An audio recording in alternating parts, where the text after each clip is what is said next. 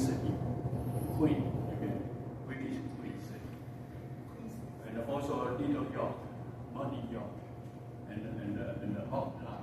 That means the city of pig.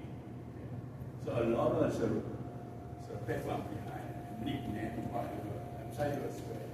And now it becomes so multicultural, and it's so international well now. And from very, very small village, Toronto used to be called Toronto, okay, Indian name. And the British government, after the American Revolution in 1776, and they start focusing on establishing Canada. Before that, they never pay attention to Canada. They only pay attention to New England or even Atlantic provinces called a colony. We have a Newfoundland and New Brunswick, and all these, Nova Scotia, all these are separate colonies. And Toronto was 1950, and the capital of Canada at that time is British North America. It's actually Quebec City. So Quebec and Montreal, the history of Quebec and Montreal was almost more than 100 years older than Toronto. So Toronto was starting from nothing, okay? And Quebec was back in 17th century very established. Okay? So I try to, yeah. Okay. So anyway, I start with my own opinion. It is myself. I'm an architect, okay, and maybe I've been here for 53 years. I came here to study in the University of Toronto, and stayed here as an architect, and practice in my home. And maybe people know Harry Rose and Ben Road, that's my project. And also near this area, Highway 7 in Warden, Montana Toronto, and the complex, that's my design. Okay. And the Mason Square is most Taiwanese people know it's a legal Taipei. That was my project. So I have gone through a lot of these, but now I'm near retirement age, so I feel I should give back some opinion about my knowledge about our city. And I love Toronto myself. Because I study in Toronto, and it's about time to describe how we feel. So we established this Decoding Toronto, this program. See the second one? We have a Decoding Toronto. Doesn't big promotion of what we are doing right now. We have a team of professional architects and some legal and different disciplines to analyze, to explain Toronto back to our community.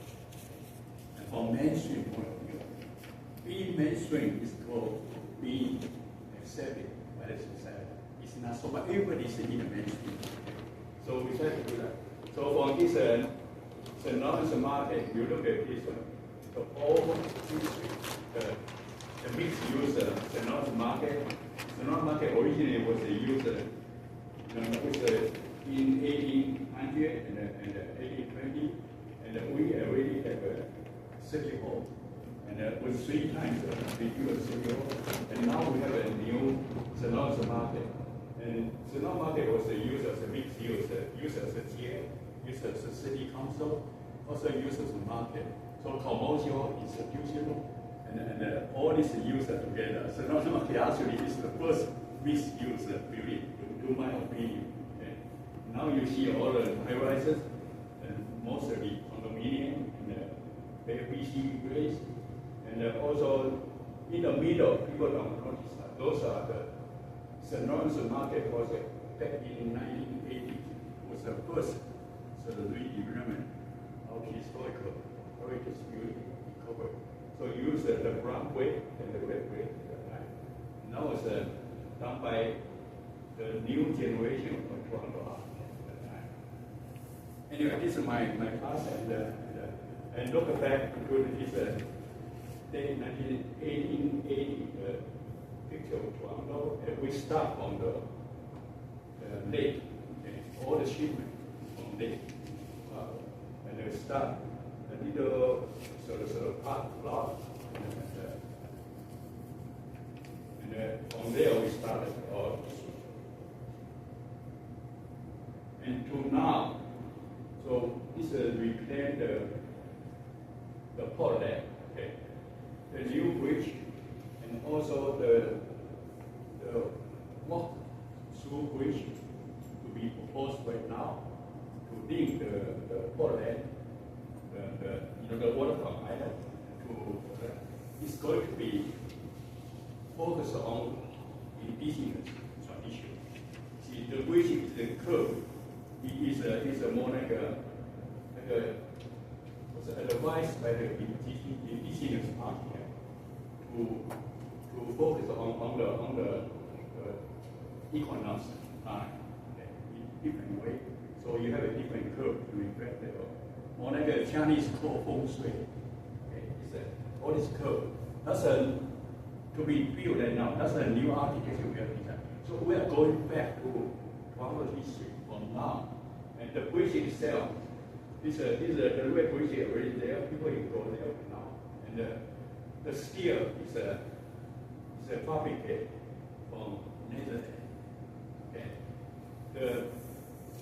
Was the example in Nova Scotia and shipped through the train canal and the North River to come to Toronto. Just imagine how we have gone so far, become so international, and then go back to the history of humanity and in our creativity and our city. That's what we are trying to do.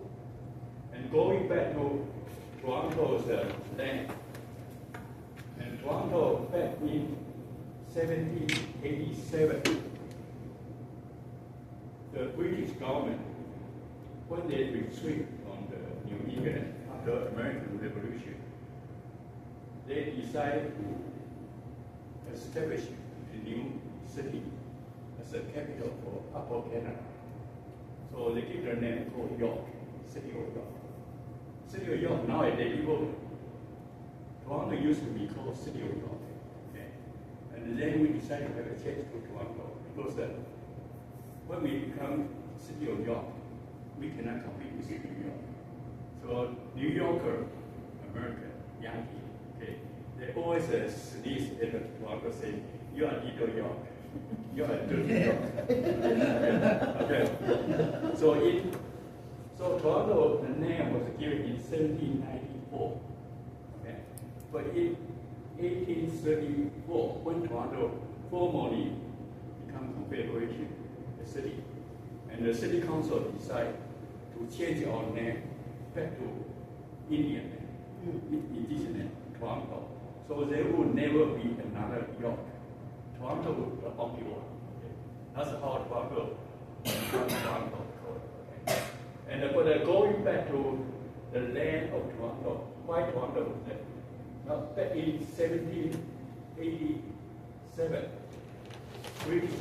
So the Navy 及的高等签法3个 treaty verbally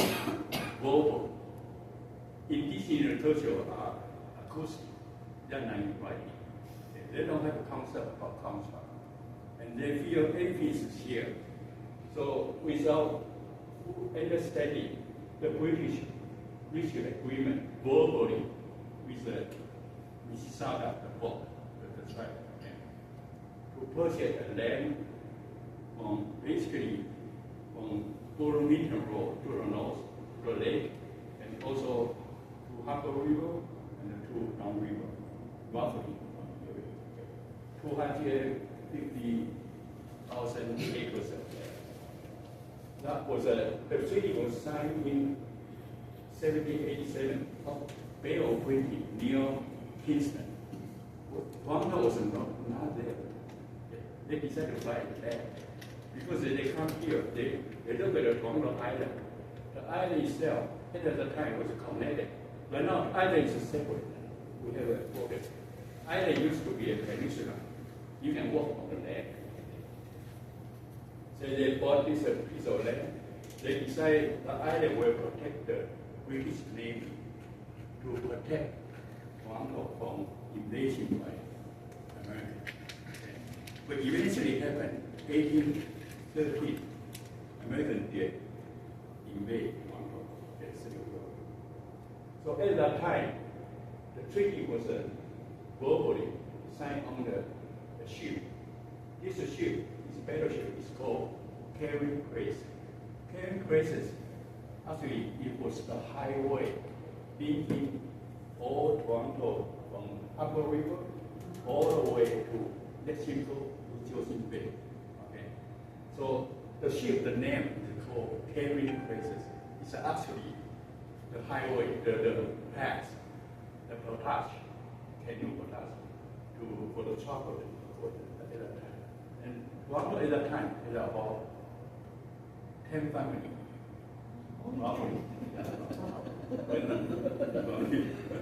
Okay, I just say it. And that's the Portland right now. Okay, Portland was a part of the treaty. Okay. And now we are trying to, after the industrialization, we try to revert back to the original nature.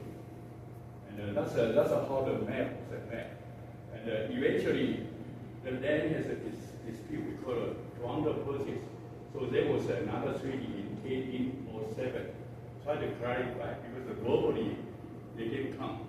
Indians understanding, they argue to the British government. Say, my understanding we share, we don't give the right. Okay. So in 1807, they signed another treaty.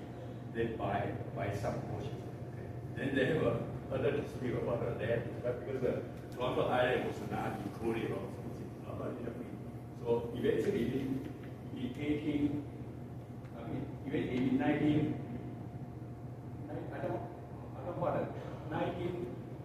I forgot the year. Eventually, we reached the federal government reached the settlement with the Indian people. Okay, and just try to tell you. So I am not trying to provide any answer to why Toronto become what it is right now. But I'm trying to provide some sort of understanding, my understanding about how people influence Toronto, how people inspire. And these are a few people I feel very important. And also, these people are people who start look at Toronto as a place worth their own attention and also preserving. And all these, most of the people, you'll be surprised, most of the people are not local. They are not Torontonian, they are not Canadian. They are from outside, just like what we are. Since all the people living in Toronto are outside. The first gentleman is actually he's a professor, also an architect, and British trained on New Zealand. His name is Eric Arthur. Eric Arthur is the first person who write an important book to document the Toronto's city, how it goes about all the whole building, how it's coming around. Okay. You can feel by people. So called Toronto Nomi City.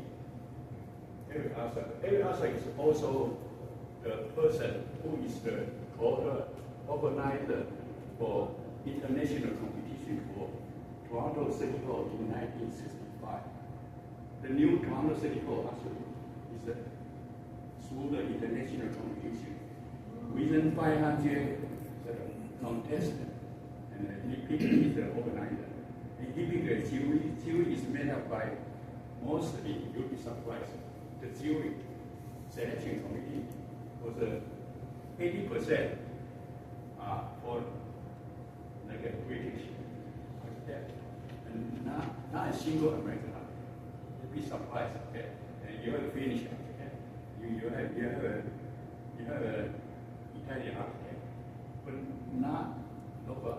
Only one local architect. He's also two local architects. And anyway, Toronto Nomi City. Nomi City is listed in the Bible. Okay? So he called Nomi City as to describe Toronto. It's a Nomi City means Toronto is a city. You know, people say you are so mean, you are so nasty, you are so bad. So mean means no good. You are dumb, Normally City is we are pretty good. We are not bad. Okay. In church, in if you read Bible, you know, in Apostle the John, he has a story talking about he met with he is a Roman citizen of Rome, Roma, but he's Jewish. He met with a Roman, so the general tried to have his father released from the jail. And at that time, people asked where you are. He said, I'm from Sicilia, whatever I'm from Middle East somewhere. The place he was from, Sicilia, a Roman city. That means my place. I come from a hardcore place, so my place is good. It's integrity. Okay. So Roman city. So every author described Toronto as a Roman city. We come from very far, so from nowhere, but we are going to win. So it has integrity. We are right. We are good. Okay. So he wrote this book, and he said, I'm a noble Canadian citizen. I come from a provincial government of Toronto and Roman city. He used this quote. Okay. I come from Roman city. Another book I read is Emerald. With all these people, a few people, I feel they are important to Toronto because they also help Toronto to the new city hall was still up like okay. And Emerald City, Toronto visit, he was an American born in Louisiana, and he came to Toronto to teach in York University for 3 years. And he also became the sort of architectural and city critic and the journalist for Global Mail for a long time.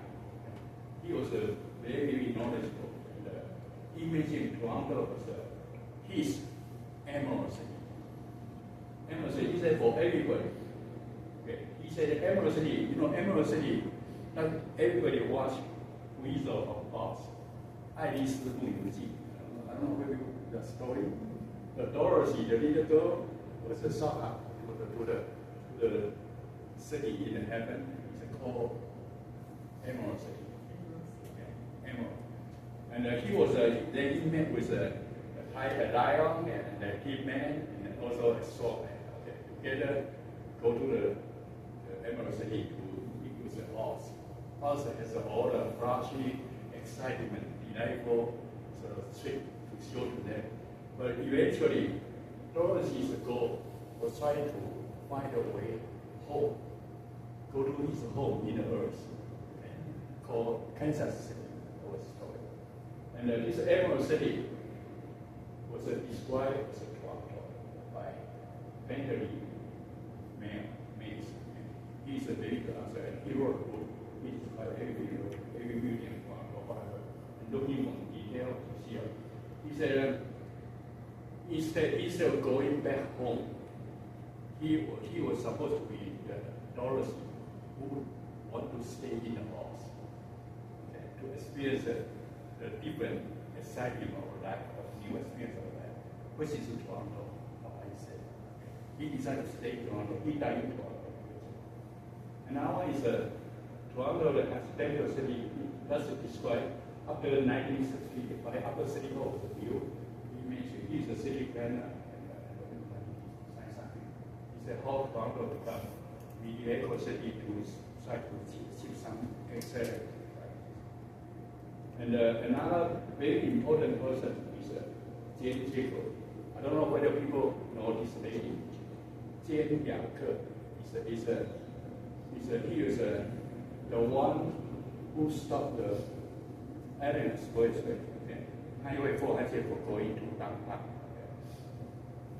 You people understand why this Highway 400 stopped at the Lawrence River? Why? Because Jane Jacob, he was a very famous, and he's more like a civil rights fighter in New York. He was a journalist in New York, okay? And he wrote a book called, he's a journalist in New York, very famous American. And he decided to fight the American, so more like a redevelopment, city redevelopment, to build highway all the way down to the city, original city, demolishing community just for highway, okay? Which is most American cities are even now, like a Detroit, but you see, they don't have a community anymore. They don't have too much historical anymore. They don't have a mixed use anymore. They have a division of uses, highway development oriented, and she decided to move to Toronto after successfully stop the highway from going to New York's downtown called Greenwich area, okay? And they preserved the one, but he was charged for wrongdoing, and they tried to arrest him. So he decided to come to Canada, and he picked Toronto. He said Toronto is the most likely city he feared at that time. And he stayed in Toronto, and he come in here, he became transforming Toronto into non-American style city. It's more like mixed use, right? So he really got a model city. He turned to a city of communities and a mixed use, and very short, so the city block. He just went to long block and a pedestrian oriented. It's a famous saying is the city sidewalk for meaning and strangers. That means the city should not be for people, for small community, for people who know each other. City is supposed to be for everybody. They don't know each other, but everybody feel the other person being for meaning. Seems the people for meaning. That means everybody is right. The city is people. And another person is Toronto has no history. He's a Victoria James Freeman. He's indigenous heritage scholar, and she wrote very important sort of thesis on Toronto has no history. Talking about Toronto history is way back to 10,000 years. Okay? And the indigenous here is not only that, but also the French. French was here 300 years ago. Start talking about and then how the British sort of transformed that through the different ways, and then now how we should do it. And that's it. So this is history with the art. Another person I want to mention is actually it's called George Bell, who was the author for the first in 1978. They are called Toronto on building downtown, and also Toronto city pattern, the building pattern. He was my professor at that time. George Bell. Okay, so Toronto history, you can see it on the map here. New France, 1608, and for Toronto. Toronto was now on the map. Okay. So Quebec was a very exist. Then French Indian War, okay, French treaty, and then you have a Paris Treaty. And all these are between British and French. And they were fighting for their own colonies. American Revolution is a landmark. Okay, it's a date which is after so the royalists, the people who are British subjects, and they are British settlers. They reside in New England. They decide to come backward, move backward, because they didn't want to identify themselves as American. So they decide to move to Nova Scotia at the time. Toronto was not there. Move to Nova Scotia or even Quebec. Okay. But when Toronto was formally established by statute, on which I said we are going to have a capital called York. Okay. On nowhere, in bigger Toronto as an area, they start with a Greek. They for 10 blocks small Greek in a new non-smart area. It's only 10 blocks, 10 small blocks. See, like a typical Roman sort of military sort of setup. It's nowhere, just a square.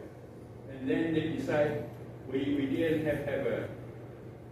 We are so rough. We don't have a cultural anything. So the first governor is called Cinco. We have Cinco. We call it Cinco now. Cinco, and then he decided to have to rule, to attract the aristocrat, so class on Britain by setting up so-called park lot.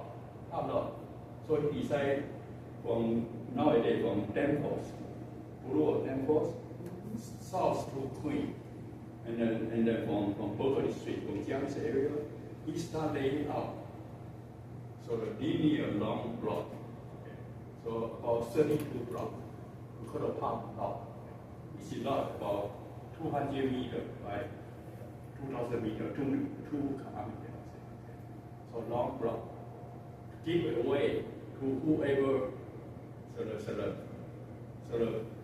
want to come here with the classic people in England to come here. So nowadays you have all these bastards.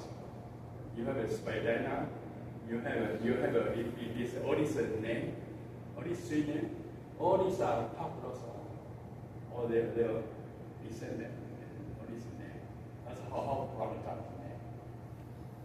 the name. Anyway, all these just so that you see how Toronto was start from nowhere. By the way, people don't want to move here because Toronto was so rough. We call it ice box.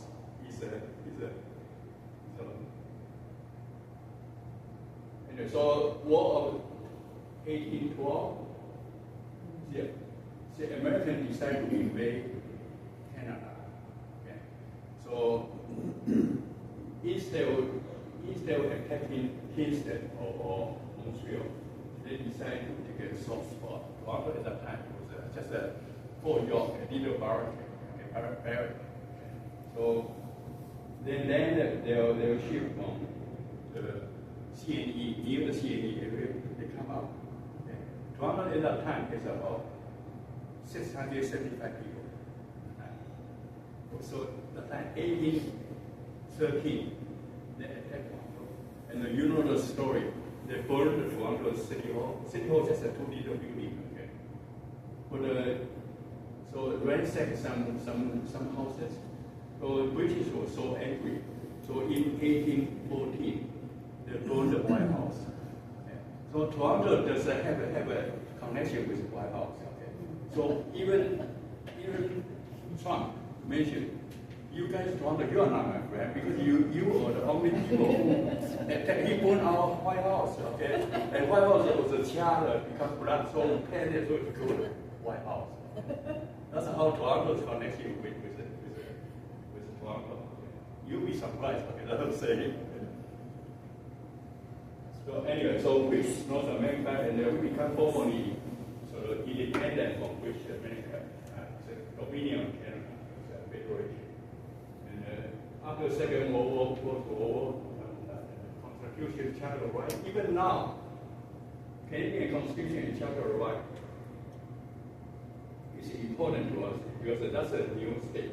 But I'm just trying to tell you that anyway, we can go over the Constitution, right?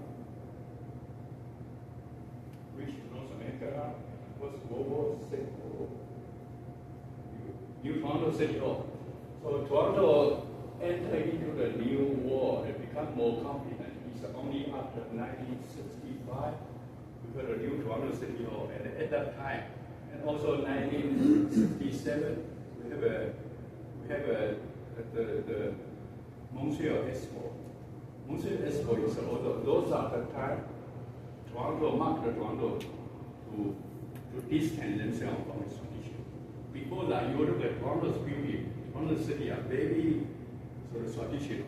It's a classic. Okay, all these old buildings, the Romanesque style and the Victorian style, and also Toronto's growth coincide with the British Queen Victoria's time.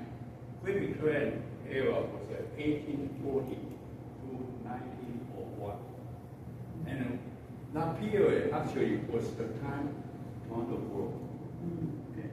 Toronto started, that period experienced Toronto's first industrial revolution and the second industrial revolution. First industrial revolution changed Toronto from harbor to railway system. Okay. And also the canal, surrounds the canal. So Toronto became a railway city. So another first industrial revolution gave us the steamship, the engine, the locomotive, the train, railway, and second revolution gave us a telephone, electricity. Okay. So Toronto went through that and became home. Also the immigrant from like Irish potato, famine, refugee, although they are all from Anglican or Catholic. So they all come in like 500,000 and then 1 million. So Toronto still people, but most of them are Protestant. Protestant is a Christian, okay. And the Irish is a Catholic. All is a Christian, is Catholic. They try to do good to society. So Toronto was like, so Toronto at that time, in 1880, 1890, Toronto is more than 150 churches, with only about 100-something thousand population, more than 150 churches. And the city is identified by which spires, the three spires. So a lot of them are demolished now, some are still remain, but they are different denominations. Everybody trying to be good. So we call it Toronto to good. Okay? But yet another irony is that people say Toronto the good is not good enough for the very good. That means even between church people, they feel I'm more noble than you, I'm better than you. That's interesting. I'm saying. First World War II and then Constitution, and then of course Toronto experienced this what you call as separation. All the bank, all the economy moved to Toronto. And also Toronto become the big city, and also jail table. And the mayor daily country. I experienced that 1972. I came here. That's a daily country, the leader guy, mayor. He decided to freeze Toronto's construction for 4 or 5 years. So no building more than 12 meters high can be built in downtown. And here the new bylaw, new planning, zoning, so the new official plan is strong, which is created mixed use. My professor, Joe Spear, I mentioned, he was part of the group. And now it's different now, of course. Anyway, so another thing I want to mention, why Toronto can represent Canada is because our charter of right, try to explain, try to protect our individual right, but instead try to compare U.S. and Canadian, so Constitution charter of right. You can see differences. British settler, we are British settler colony, and we use sort of customer law. Okay, it means we accept whatever is there. We accept. Our law is only provided procedure, and the law for the individual to express their own desire and make it like bylaw, whatever. Convention and custom. So we try to emphasize the peace, order, and the good government with a limitation, limited, or if necessary, limit the right of the government, or limit the right of individual. This is different from U.S. Okay? So Canadian has a so-called notwithstanding clause, okay, exception, and which happened to our minority right, whatever. And American is called life, liberty, and pursuit of happiness, or absolute right for the individual. So you can see Canadian peace, order, and good government. So our beauty in our society is more orderly, peaceful, but not so aggressive in some way. You can see that. And government control more individual right. And which gives us a stronger advantage because we have a bilingual system. We spend we sanction with English and Quebec. Quebec was two languages.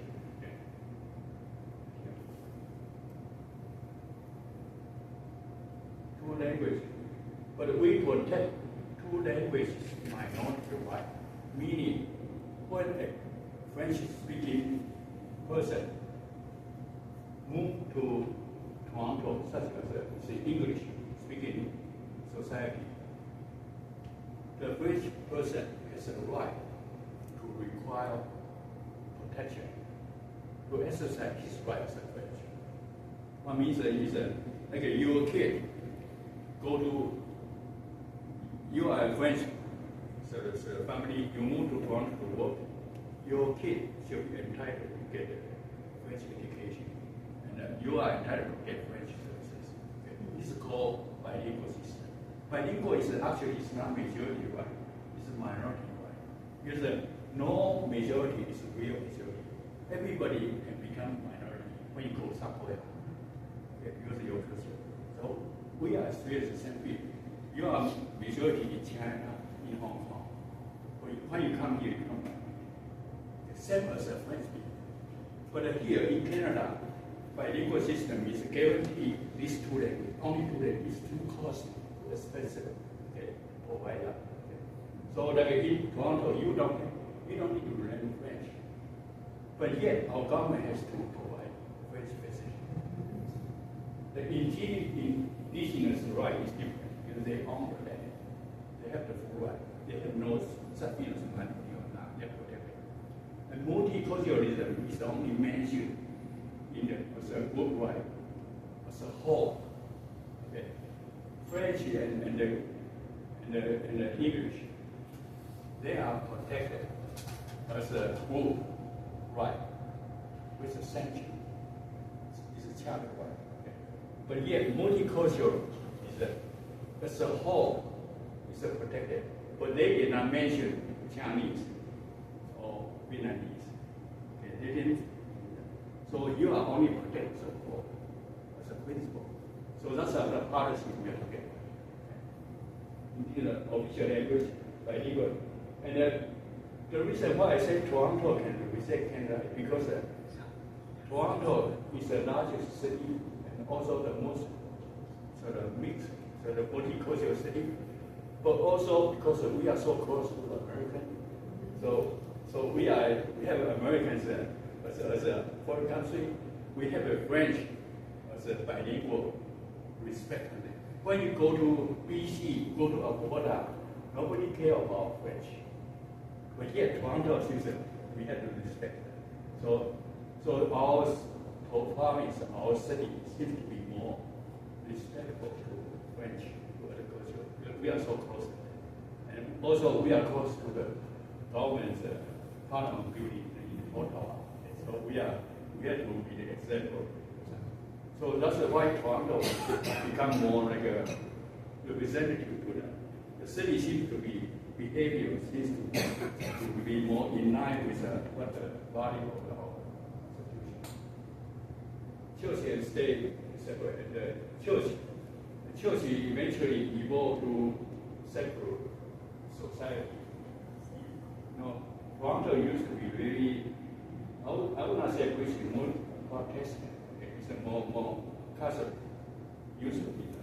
But with the time goes by, and what's important is the knowledge and the education, and like a university, like a University of Toronto was actually part of the original sort of setup in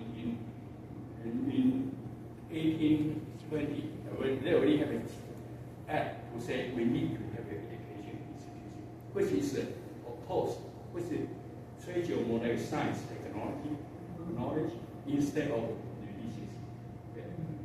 University of Toronto actually was a part of the reason why Toronto became more secular, more worldly, okay, instead of church, and also gradually dilute the influence of this Protestant.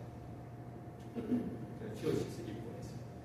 That's how I'm talking about Toronto become more economic oriented, technology oriented. That's the reason. Also industry, railway, and a lot of little bit.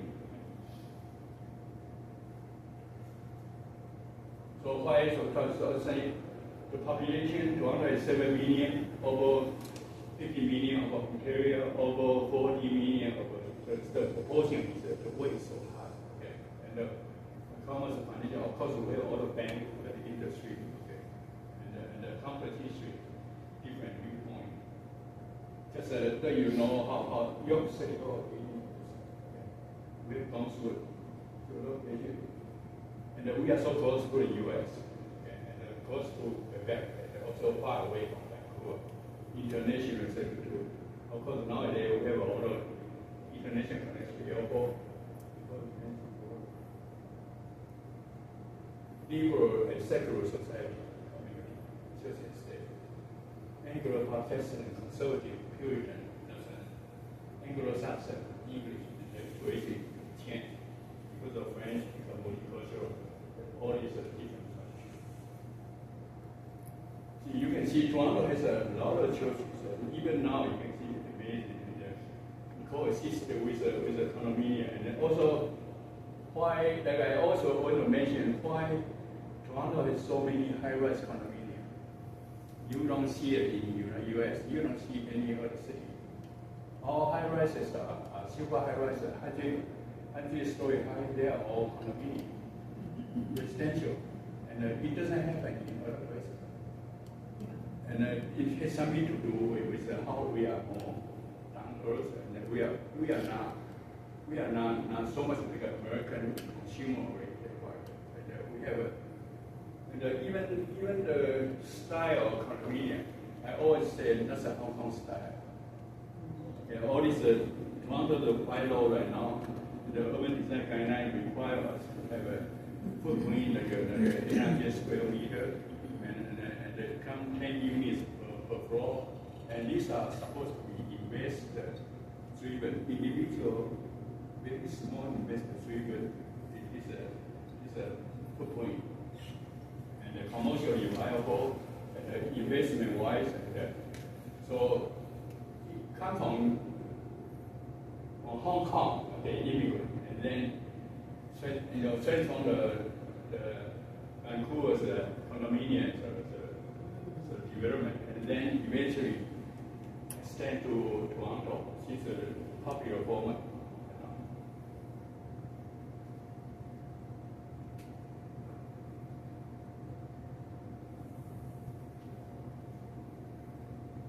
Roughly, okay, this is about. Anyway, this is roughly just how my opinion about what might be the reason. Okay, there's no definitive answer. I'm just to give people some viewpoint, some scenario to think about. Maybe everybody can think about why Toronto become such a big city and within 150 years, and Toronto is entitled to have a little study by other countries why a city with such a short history, with a very clear, simple background, okay, can become such a sort of vibrant city, and yet we try to find a reason behind it. So I try to look back at the history and our constitution, and yet Canada is not really sort of, even nowadays, it's not really a fully independent nation, because our constitution is still under the Queen's guardian. Okay. The reason why we don't do that, because the Canadian sort of legal system is called customary law. Okay. Customary law means that you want to have a new constitution, such as the United States. United States went through a constitutional revolution. Okay. revolution, so they start painting. In Canada, we assume the legal system and constitution given by the British monarchy. Okay. The reason why people say, why don't you abolish the monarchy? Easy, okay. Even England said you should abolish it. We don't want need it anymore. Okay.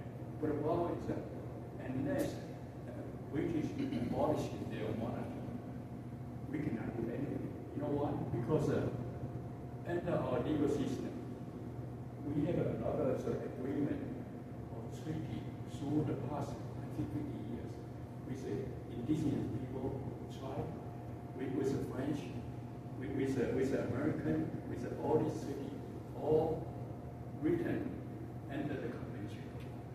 Okay. That means that we use the past, so the deed as our acceptable way of doing it. If you want to declare fully independent with a new constitution, you have to open the book, renegotiate with the indigenous people, renegotiate, and which with no end. Okay. So unless we have a new revolution, okay. So we decide to stop planning. Otherwise, it's going to continue evolve, which is what Canada is. Canada is very mediator with the ecologism. Like I mentioned that they take Toronto as a, so some writer talking about Toronto is a small town, Victoria, and the city and very delightful and busy, and yet some other people in 1940 writing about Toronto is a sanctimonious icebox, also a bush metropolis. Bush means 在森林里面的一个大都会。然后 also the home of the rightist mediocrity. So we don't go for the sharpest, the top whatever it is, but we accept everything as a more livable and a compromise. Anyway, just some food for thought, and this is a workshop, not supposed to be my opinion for anybody.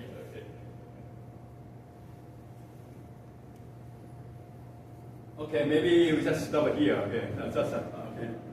See what people can have some opinion about.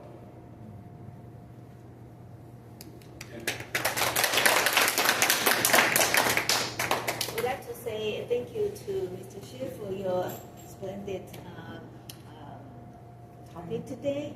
And I'm just wondering, do you have any questions to ask? You can ask in the English or Mandarin. 国语也可以发问。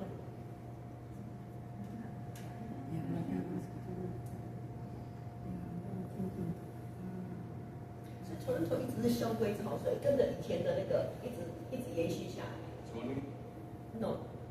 Canada 应该是 Canada 跟美国不一样，你刚刚讲的是萧规曹随，就是沿着以前，因为他们跟 indigenous people 跟这边原住民签一些什么那些，所以没有办法去，所以我们不能说完全，我们还是受英国的那个嘛，哈，那个Queen的那个什么。No, we assume the constitution from British. Yeah. Before it was supposed colony. Colonial constitution. 我是看新闻说，如果那个威廉之后，就是威廉王子现在，他是说以后他要改变这个，我不晓得这个跟 Canada No, I'm just saying the easy way out for Canada because 那个 Australia already abolished this monarchy. For Canada, because we have so many sort of entangled history with because Australia has no history. We do have history with the French, with the American, with the indigenous people, and American went through the revolution. Canada was a settlers colony, and then we continue doing that. We signed a lot of treaty, a lot of global, and a lot of whatever.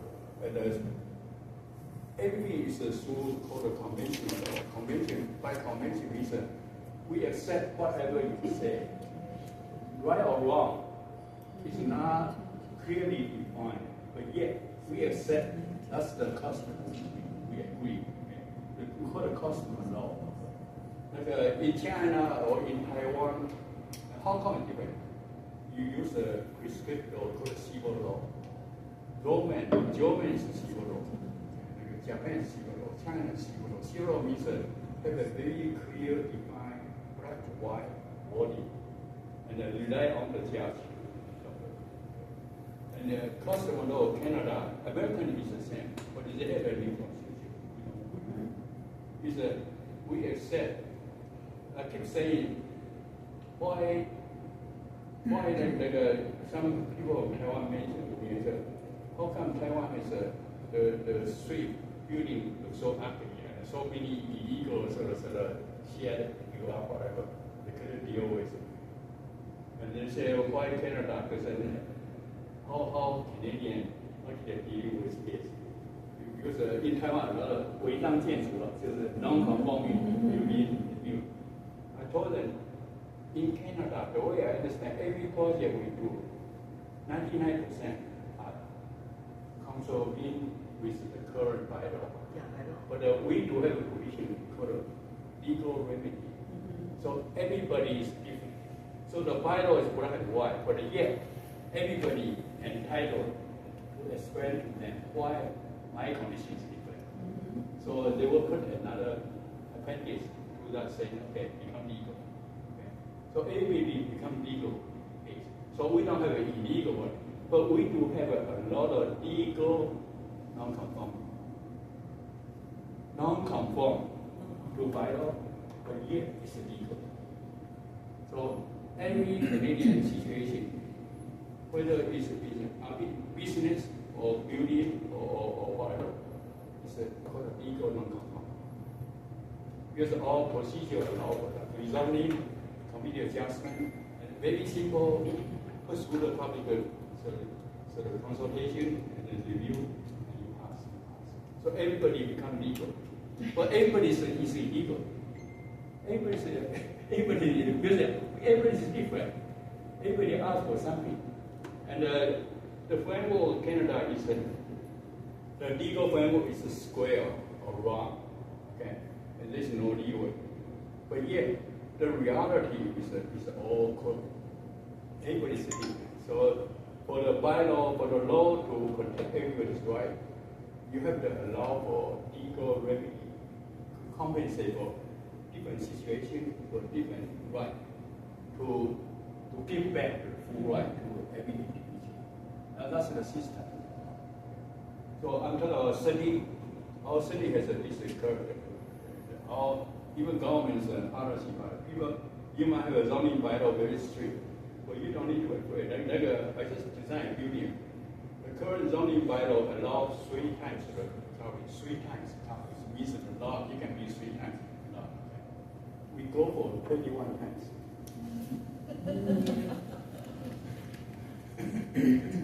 You know why? Because the government has a lot of policy saying in this kind of law you have a mixed use, you have a new subway station nearby, you have all these situations change. Okay? So your rights change. Okay? You need to have a shadow study, you need to be so far away, protect the historical building, whatever. So everybody is different. So they don't need to say your building should be so high, it is on the speed. They want you to build, but you have to respect the other conditions. Every condition is different. Every law is different. So some people can go so high, 100 feet high. If you don't have in the suburban area, why cannot build high rise? Not only there's no market, but also there's no condition. You don't have a highway, you don't have a subway, you don't have that. So a lot of it, so condition change. That's how the Canadians legal system how apply to our design, however. So it's a very different mindset. So we are more advanced even to the American. And we have a very clean history, very almost like a white paper you can write about our systems. That's a shame. I'm going to ask you a different question now. You came here 1794, right? 93. 1794. 93. 1973. Oh. 1973. Oh, sorry, 1973. Okay. Okay, I'm interior designer. I studied in UK, okay, 7 years. And then after that, I stayed in Hong Kong 5 years. I studied there too. My question is that when you came here, the British way, which is controlling the government, the streets, I'm surprised because in England, as you see, the roads are so small, in Oxford Street, in Lawrence, whatever, okay? They copied the same thing, and then we came here 50 years ago just to glance at Toronto, Ottawa, Vancouver, whatever, and they are following the same streets, so small, because I believe that the British are all stingy in these things, okay? Whereas the Americans, as you see, they're large and everything. Now, my question is that how come they did all these roads, which is very narrow, even the highways, okay? They didn't think that in 50 years' time, they have to expand and expand and expand. This is my question, that why is that? I mean, why they... I mean, Toronto's, you talk about building style, the pattern.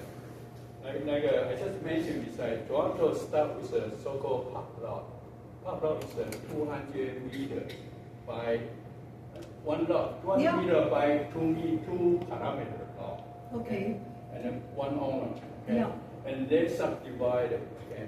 So eventually you will come out to 66 feet as a road width. Okay? And every house is roughly 120 feet deep. Yeah. But because Toronto is not like London, we are not the metropole. Okay? We are a small town in the time. So we are working people, new immigrants, and workers. So we try to achieve the cheapest way, the more convenience. So the lot is 15 by 22.5 wide, lot width. And our style is a townhouse, not so grand like London. Townhouse, 15 feet, 17 feet 6, and 20 feet. And semi-detached is the most prevalent Toronto style, which is a very evolved on British style, but yet it's a unique. But no, semi and townhouse, we call it bay and gable. Yeah. Bay and gable with a Gothic style. In downtown, you will see Pakistan. We have a very narrow, very high ceiling, but very grand, in a grand, have a front yard and a real laneway. Okay. Laneway was for the toy, for the carriage, from top with the switch, and then also to get the cold, only cold the winter time. Okay. Also the front, keep a little bit privacy with the fence. The government dedicates, so the city allowance is about 10 feet within 66 feet. The two lane, that's a downtown, and it's very different from New York. Like New York doesn't. Toronto is also called imposter city because a lot of movies depicting England, New York, Chicago, England, American city, were made in Toronto. Okay? Yeah. But yet, people sometimes. So there was a joke talking about like a lot of people watch the film depicting as a New York story, but yet they see a lot of laneway. But when they really go to New York, they didn't find any laneway. Laneway is a unique feature in Toronto. Yeah, But I'm saying you all together with the original set, and Toronto stuck from Greek, just Greek. My professor George Bear, he called Toronto is actually a city representing the Greek of the lake. just start from the legal area for nothing, just have a square, we start from there, whatever we're doing and become whatever they're now. So we put in the content eventually. It's the content. Yeah. So, but when I came here, Toronto just architecture was some sort of very reserved, very British tradition. Yeah. We talk about the only in that time, you look at our Parliament building and also the old City Hall. We call the Roman and Romanesque is a city, and Richardsonian Romanesque style, which is more like a rebirth to the British tradition. Yeah, this is what I'm saying. And but the very mild, but before that was all British. Yeah. All British. Yeah, well, I mean, look at Hong Kong, the streets. In 99 years, they were Lisa British. Look, the roads are so narrow and this and that. What? This is what I'm saying, that everybody in here, they see 30, 40 years construction going on to expand.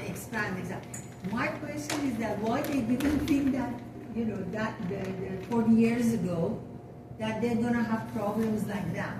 Because it's very 2+2, I mean, right now, it seems Toronto city policies even try to put even less car traffic into it. So they want to have a sort of 15-minute city, just like we talked about, and they want to have a sort of subway.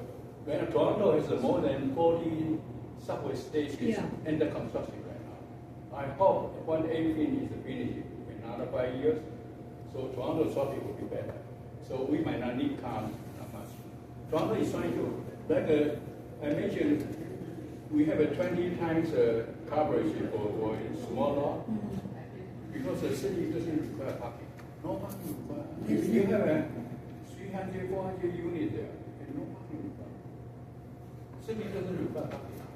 Because for the lot, they allow you to build up. Normally, you already meet the criteria to have a bicycle storage. You have a subway nearby.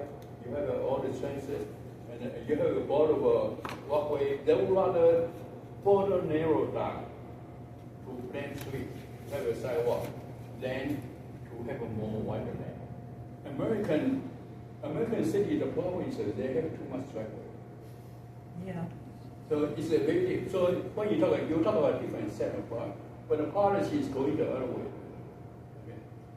And the city is more livable. Vancouver is livable. You compare to London, New York, compare to Toronto or Vancouver, you see the better livability of city index. Canadian city and Australian city is way better than England or oh yeah, way better, yeah. Because we are more livable. Yes. We're like we see like a suburban development is a mistake. Even the suburban new houses subdivision, they have a real yard parking instead of front yard parking. The new houses in the Markham in the region.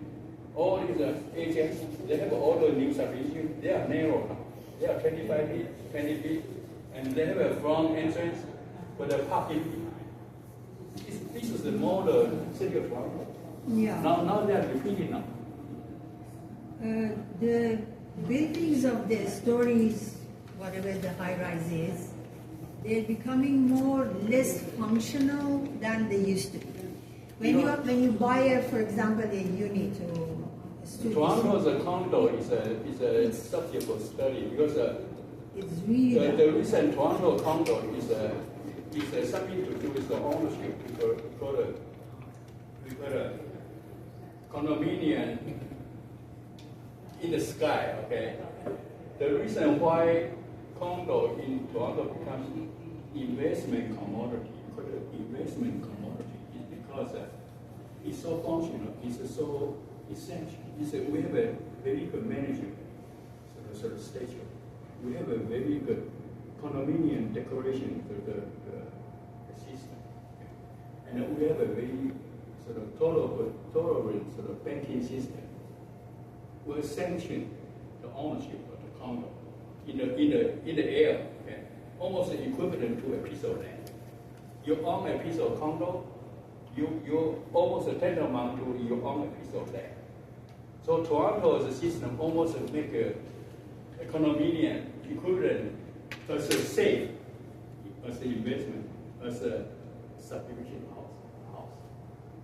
The bank, the system, they give you the mortgage, the same, everything. The insurance company feels safe, everybody safe, because the building code, everything, and management, whatever is there. And also, for small time investors, like Toronto's investment to the condo are small, most Canadian, middle class. It's not so much for foreigner. People see it's a Hong Kong buying up. It's not. They are immigrants. They are Canadian. But they want to invest in the second home. That's all. And run off. That's all. Because it's safe, secure. The banking is safe and secure. This is not the case in Taiwan or in other places. No, we are not comparing that. No, I'm talking we are about- comparing about here, Yeah. the quality of the story this visited most of It's it. not for Not their good. own, not for personal living. Right now, No. change now. Because by investment, they didn't care about design. No, it's not the design. It's the quality they use. You know, you buy the units, whatever, but you can hear the person who's next to you, and then you are in the bathroom, you hear whatever there, and then then you have to like old days, knock. Don't shout, don't do this. I mean, technology of today, 21st century. This is what I'm saying. Quality is really bad, but the price is high. This is what I'm saying. It's not good. It's a commodity. Yeah. Commodity. And it's whether like it's different from Chicago. You look at Chicago represents the sort of mainstream American architecture. They achieved the excellence. But it is the system, the behind the system, is Americans and man society, and they try to serve their input. It's different. Here, it's an investment. Okay, Yeah, but investment, when you want to do investment, but you want have to increase the building cost pay standard. their- You talk about original, easy, just increase the standard. But the standard, then whether if people don't live there, if people live there, they will ask government to increase standard. People don't live there. Okay. And right now the situation seems to be changing. The condo after this condo crash, market crash. I mean, next time, right now, since the condo, people want to buy unit for their own living, family unit, Yes. 2 bedroom, 3 bedroom. Okay. Then I think the quality will increase. No, it doesn't matter. If the quality is good, That's you what I'm saying. pay, no problem. The new condo will be. That's a code requirement, not to. Yeah. Okay, that's, Thank thank you you. everyone for coming, and thank you our